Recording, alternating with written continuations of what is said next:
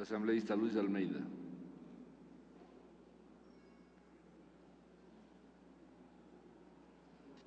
Gracias, señor presidente. Primero, quiero que la Asamblea conozca y se pregunte por qué no están aquí los delegados de las Fuerzas Armadas, no están los delegados de la policía. En otros proyectos y en otras ocasiones siempre han estado delegados de las Fuerzas Armadas de nuestro país para tratar una ley que les compete a ellos.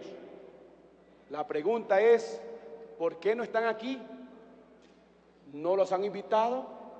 ¿Qué pasó? ¿No se ha consensuado debidamente con ellos este proyecto?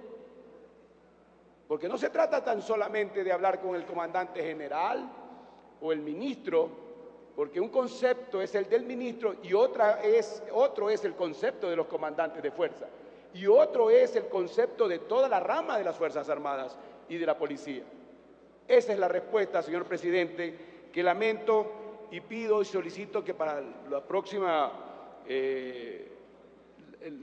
sesión estén aquí o ir nosotros, los miembros de la Comisión Civil y Penal, a la Academia de Guerra a decirles qué es lo que está pasando, qué es lo que está sucediendo. Eso primeramente, señor presidente. Yo veo algunas graves en este proyecto que hay que corregirlas. Yo creo que nuestras Fuerzas Armadas se quedarán sin miembros, porque por una contravención pequeña irán presos de 1 año a 3 años. Por otra contravención pequeña irán de 3 a 6 años. Y por otra, si es que van armados, imagínense ustedes, si es que van armados, tiene el doble de la pena. Pero si son Fuerzas Armadas, ¿cómo es que no tienen que estar armados? Tienen que estar armados. De hecho, de ley andan siempre armados. En este proyecto, señor presidente, hay que diferenciar muy bien entre lo que son los delitos y las contravenciones. Es verdad que se han corregido algunas cosas, porque era más confundida si no hubiera habido la intervención del general Moncayo, del coronel Cobos y de quien también os habla, en el sentido de que hay que hacer una ley verdaderamente efectiva para las Fuerzas Armadas. No se trata tan solamente, señor presidente, de imponer sanciones de delitos contra la humanidad, de delitos, contra lesa humanidad que las Fuerzas Armadas, o ciertos miembros mejor, pudieran cometer. No, señor, aquí hay que darle vitalidad a nuestras Fuerzas Armadas, hay que darle realmente un sustento, hay que aplicar los mismos delitos que están en el Código Ordinario al Código Penal que ahora estamos haciendo. No puede ser que a un militar se le ponga por quítame las pajas una sanción gravísima y tampoco se dice después delito y contravención qué va a suceder después de que el militar venga cumpliendo la pena de acuerdo a este proyecto en las penitenciarías. ¿Regresa? ¿No regresa a las Fuerzas Armadas? Si no regresa, téngalo usted por seguro que hemos gastado muchísimo dinero porque ese hombre tan valioso, porque cuesta tanto hacer un comando paracaidista, por ejemplo, o tanto cuesta para el país hacerlo un buen general, que después perdemos ingentes cantidades de dinero como país porque ese hombre lo hemos perdido. ¿Qué pasará después que cumpla esa sentencia en una penitenciaría? ¿Regresa o no regresa a las filas o simple y llanamente ya no regresa nunca más? Ese es el problema de confundir las contravenciones con los delitos. Señor presidente, el Ecuador es un país pobre. Yo también iba a decir lo mismo que el general Moncayo. Yo estuve legislador el año 94, 95 acá, cuando heroicamente nuestras Fuerzas Armadas vencieron a un poderoso país. Y lo vencimos frente a las armas de fuego limpio, me refiero llamas. Nos incendiaban a nuestros soldados con llamas, lanzallamas. ¿Y cómo los vencimos? Con el arma de los pobres, que eran las minas antitanque, que son baratas y que no teníamos nosotros para comprar 200 tanques como las tenían el Perú allá afuera. No teníamos, era puro patriotismo. peleando David contra Goliat.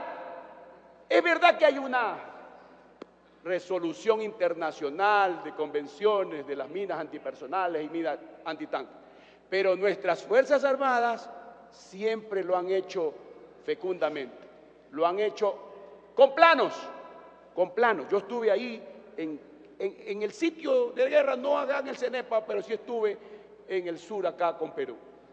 Y pude observar cómo se ponen esas minas y cómo se recuperaron después de esas minas. Por lo tanto, señor presidente, hay que también acoplar a lo que dice nuestra Constitución, que un militar en servicio puede desobedecer una orden ilegal. Habrá que hacer en esta ley cuándo se considera esa orden ilegal de autoridad superior para que él no la cumpla. Lógico, ahora se está buscando otra palabra como la obediencia debida. Lógico, ahí en la Constitución hubo un error. Hubo un error, porque la obediencia debida tiene que haberla siempre en nuestras Fuerzas Armadas. Pero eso contradice con lo que la Constitución política del Estado dice en este momento. Acoplémosla debidamente para que realmente no se avasalle nuestra Constitución política del país. Señor presidente, yo no he firmado el informe. Por ejemplo, el artículo 114.9. Yo les ruego a los señores asambleístas, esto es importante porque esto puede ocasionar mucho desconocimiento o a futuro muchos problemas. Para no fallar hay que leer. 114.9 habla sobre la imprescriptibilidad. Las acciones y penas provistas para los delitos de genocidio, lesa humanidad, crímenes de guerra, desaparición forzosa, ejecución extraprocesal, tortura y detención ilegal de personas o crímenes de agresión a un Estado son imprescriptibles. Pregunto yo, ¿a cuál Estado? ¿Al ecuatoriano o a otro Estado? Ahí hay que aclarar. ¿Cuál Estado? Todos nuestros héroes del CENEPA estuvieran presos, compañeros, con este artículo. Todos, porque nuestra gente, Fausto Espinosa Pilco, que ya murió de Palestina, quien yo lo conocí, todos nuestra gente colocaban minas antipersonales para poderse defender. Todos tendrían que estar procesados y no quedamos con ni un héroe. Hasta el general Moncayo estaría preso por este artículo. Leámoslo bien. Otro, el artículo 602.3, dice sobre la insubordinación. Será sancionado con prisión de 3 meses a 1 año la servidora militar o policial que, en el número 2, hiciere petición de forma violenta y colectiva a un superior. Hay que determinar si esto es una contravención o un delito. Señores, la altivez, cuando hay una orden injusta, no es violencia la altivez, la altivez.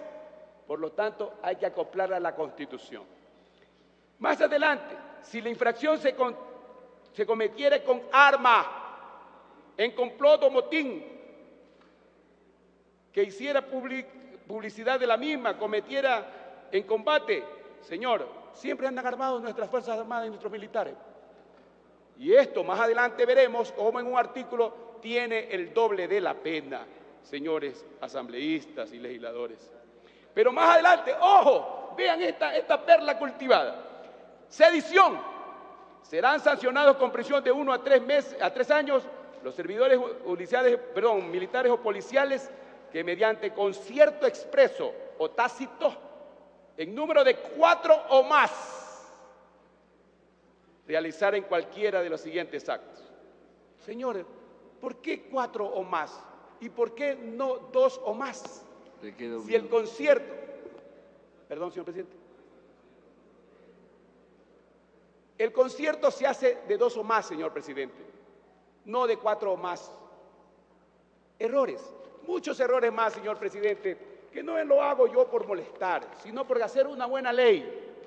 Con este proyecto de ley, señor presidente, nadie querrá ser militar. Nadie querrá defender la patria. Y más adelante hay otras cosas más, por ejemplo, como el 6025, conspiración, proposición y apología. A la apología, ¿sí saben lo que es la apología? hacer comentarios, rememe, repetición de un delito, también será sancionado. Y no solamente que la traición a la patria, que debe ser sancionada duramente, sino la intención, pues también la ponen la intención. ¡Qué locura! Sin materia penal internacional de los grandes sabios. Estos son delitos. Gracias, señor presidente. Ya concluyo. Estos son delitos de resultado. Por lo tanto, tiene que acoplarse bien. Voy a hacer llegar, señor presidente, a la comisión de la cual yo soy miembro, para que realmente corrijamos esto, pidiendo expresamente, señor presidente, que se inviten o vayamos a la Academia de Guerra, donde podíamos informarnos y saber realmente esto. Gracias, señor presidente.